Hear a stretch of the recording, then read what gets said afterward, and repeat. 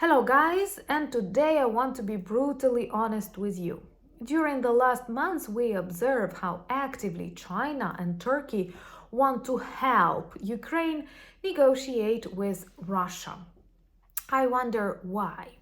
Well, first of all, you have to understand that any Ukrainian is against any negotiations with Russia. History teaches us any agreement signed with Russia is not worth the paper on which it was signed. And second, any communication with this part of the world is possible only after the collapse of the regime, the dissolution of modern federation, and of course the punishment of all people responsible for war crimes in Ukraine.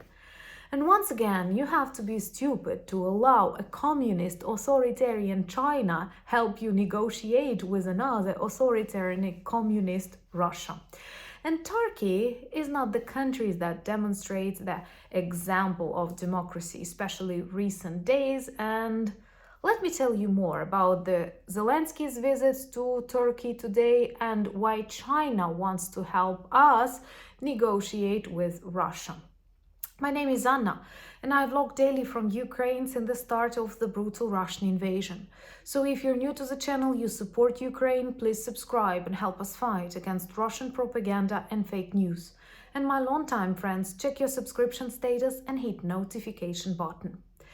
In these early days of March, we observe super activity from Turkey and China in the negotiation process with Russia. Of course, it is impossible.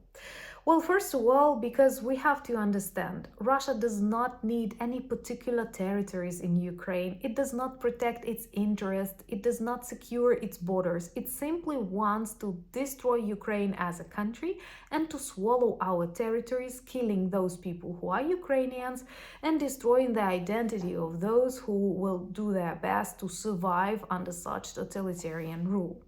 So, of course, 100%, any negotiations with Russia and especially Putin are impossible. And we have to remember that even the International Criminal Court has an order for Putin. So come on, how can we negotiate with this orc? And I mean it, really.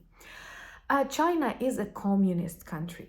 China is a country that demonstrates beautifully decorated authoritarian regime. It has a booming economy, but at the same time, it definitely does not respect the freedom of its people and especially various indigenous peoples. And I've promised myself since the start of Russian invasion that I will never be neutral or indifferent to the suppression of people's rights in whatever corner of the world it happens.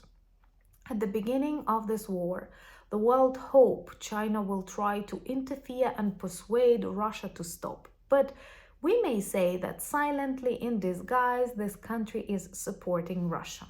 And Russian victory is definitely good for China because it will demonstrate that authoritarian, masculine, bully regimes are working well in the modern world and democracies are collapsing. And of course, if Ukraine falls, China will continue to Taiwan and Northern Korea will attack Southern Korea.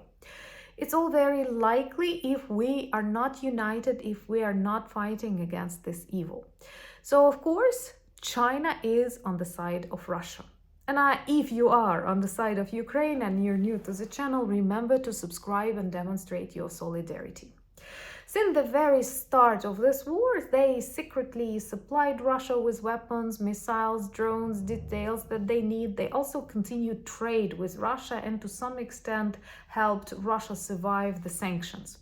And on the 7th of March, if I'm not mistaken, a special representative of China visited Kyiv and met with the head of the president's administration and the Minister of Foreign Affairs, Kuleba. What I love about this meeting is, first of all, it was not on Ukrainian news and it was not taken as something very important. And honestly, I think it's even weird to say who that person is, a special representative of China. Is it a position? Is it a political position? Or is it part of an administration of what? Anyway, what I loved about the news in Ukraine is that we have demonstrated to the special representative of China the parts of a missile that targeted Ukraine And these parts of missile clearly demonstrate they were produced in China. And it's interesting what was the face like of that special representative when he saw that.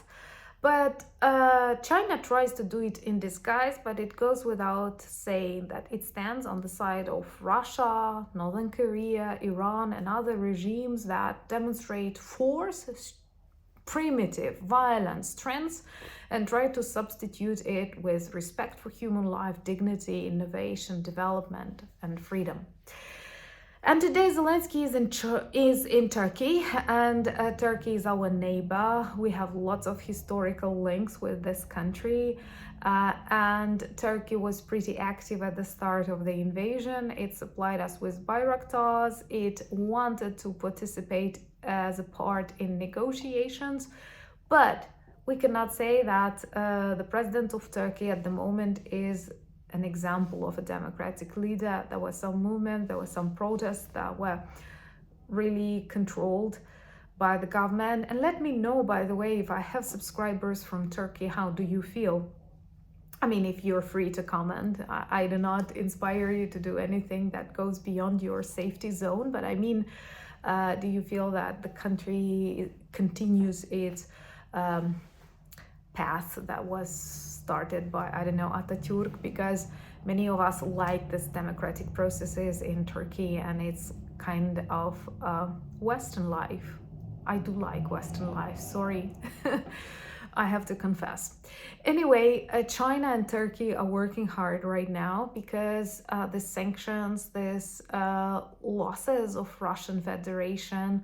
I'm sure before the start of invasion, Putin tried to persuade his authoritarian friends that he is strong enough to finish it all in 3 days and to take Kyiv in 3 days, and it was the plan. But everything failed, everything went not according to Putin's plan, and as this war continues, of course, from one point of view, it's good for Russia because we don't have that many human resources. We have our allies who are quarreling, who have election, who have doubts. But at the same time, it is also bad for Russia's, and I cannot say partners because among authoritarian regimes, you don't have real friends or real partners, but my colleagues, authoritarian colleagues who are dissatisfied with that. We see that Chinese economy that was booming demonstrates some fluctuations, and for Turkey, the Black Sea grain deal and other things, they are also an issue. And many of them do not want to see strong Ukraine, Ukraine that is capable to protect itself and protect the democracy and Western lifestyle. That's why it's so important for us to stand united. And I can promise you that inside Ukrainian society, and you know I share that on my channel every day, this ordinary Ukrainian perspective, no one wants, no one permits the idea of any negotiations with Putin and his regime. It is impossible. It is just like the greatest offense that you can give to Ukrainian when you offer us to negotiate, because it is very obvious. This war is not about some territories, it's not about money, it's not about resources, it's about the very existence of free, loving, independent, democratic people on the borders with the dying Russian Empire that simply wants to restore its prison. Because Soviet Union, Russian Empire was the prison for many territories like mine. And let's discuss more about this development of terror before the elections of Putin in Russia. And I invite you tomorrow for our live at 9 p.m. Kyiv. Remember to join me.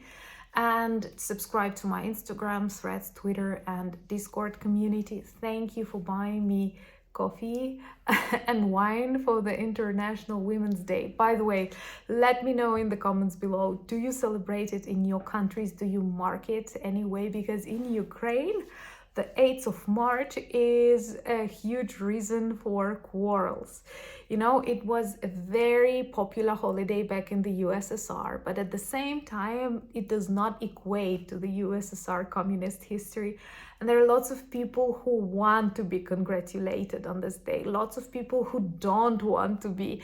And there are constant quarrels on Facebook, on Instagram, and elsewhere whether we should celebrate the 8th of March or not. Is it a holiday or is it just a day to mark women's rights? Let me know in the comments below. Is it celebrated and how is it celebrated in your country? Just really interesting to know. So anyway, thank you for buying me coffees, wine, and see you tomorrow and we'll drink some tea together. Remember to check our merch. We have a beautiful new collection with Ukrainian weapons and drones, and all of these t-shirts, sweatshirts, hoodies, and caps work well as conversation starters and reminders about Ukraine and the fact that we need your support. Thank you once again for standing with us, and Slava Ukraini!